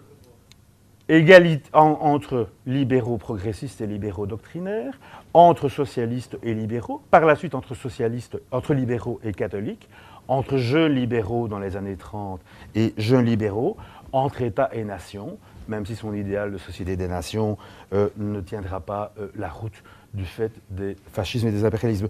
Troisième contribution, l'homme d'État, évidemment. Il tire sa légitimité de la Première Guerre mondiale pour illustrer ensuite sa vision de l'intégration de la sécurité collective et de la paix entre les États. Alors sous cet angle, très clairement, il est le premier d'une longue suite de Belges qui vont par la suite s'illustrer, s'affirmer sur les plans international et européen. Pensons à Paul-Henri Spaak, Pierre Harmel, jusqu'à plus récemment Herman Van Rompuy et Guy Verhofstadt. Quatrième contribution, l'homme de gouvernement qui incarne véritablement ce rôle de parti charnière, pivot, dans toutes les coalitions gouvernementales de 1919 à 1940, avec un élément qui est clair, c'est la préférence manifeste du Parti libéral pour les coalitions de centre droit, le Parti catholique. Plus jamais d'alliance libérale-socialiste pendant l'entre-deux-guerres et à plusieurs reprises des gouvernements tripartites comment dirais-je, bipartites ou dits d'union nationale. Cinquième contribution, sa dimension spiritualiste, Immense et chrétien, il est plus un protestant libéral. C'est également un franc-maçon et ce double titre, il est vraiment, on le sent, pénétré vraiment de quête spirituelle, d'exigence éthique, de mépris du matérialisme. Ceci, à mon avis, a probablement joué dans la future pacification scolaire qui commence à s'affirmer dans les années 1920-1930 et dans le lointain, on est là dans les années 60, le lointain aggiornamento, l'ouverture officielle des rangs du Parti libéral aux personnes de toute confession. Il s'agissait des catholiques par priorité. Il y avait déjà une composante électorale dans les communautés juives et protestantes précédemment. Sixième contribution, le pasteur, le mentor. Immense n'a pas eu d'enfant. Il n'en est pas moins l'inspirateur ou le père spirituel d'une série de jeunes gens qui vont s'illustrer dans des domaines assez divers. Certains de ces noms vous diront probablement rien, d'autres oui. Ce sont Fernand van Langenhove, ULB, fonction publique, diplomatie, Nations Unies. Maurice Bourquin, j'ai fait allusion, ULB, diplomatie, Nations Unies. Lucien Cormans, bourgmestre de la ville de Bruxelles. Robert Fenot, politique, diplomatie. Henri Van Lensel, barreau. Roger Motz, politique. Et alors, c'est aussi un élément qu'il faudrait creuser, celui, à mon avis, qui fut son fils préféré, ou probablement, pour reprendre le mot de Jacques Chirac, le meilleur d'entre tous les siens, Victor de Lavelay. Dans les archives du Parti libéral, les relations quasiment filiales entre Victor de Lavelay. Le Victor de Lavelay, c'est une comète de la politique.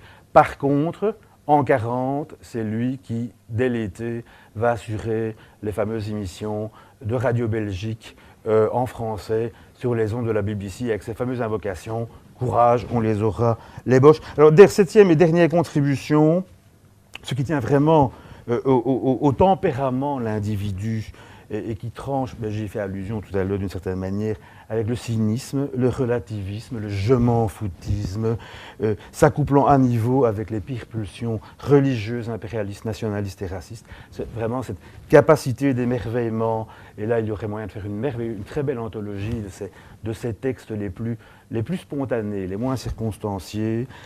Ce côté enfant que Charles Moureau a tellement bien évoqué, sa sincérité absolue, sa probité, et cette passion. Et finalement, cette passion, elle s'exerce dans certains grands discours, mais elle s'exprime in fine dans ce fameux, ce qui clôture ses mémoires à Nice pendant l'exil, qui a été cité souvent, mais qui est un texte qu'on pourrait citer à n'en plus finir au cours d'éducation civique, et pour apprendre un peu l'enthousiasme, la générosité et la passion.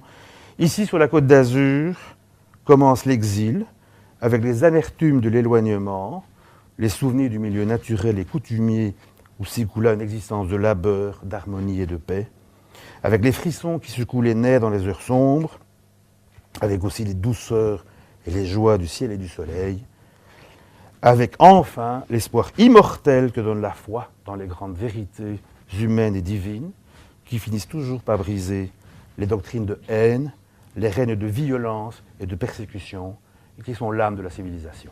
Merci.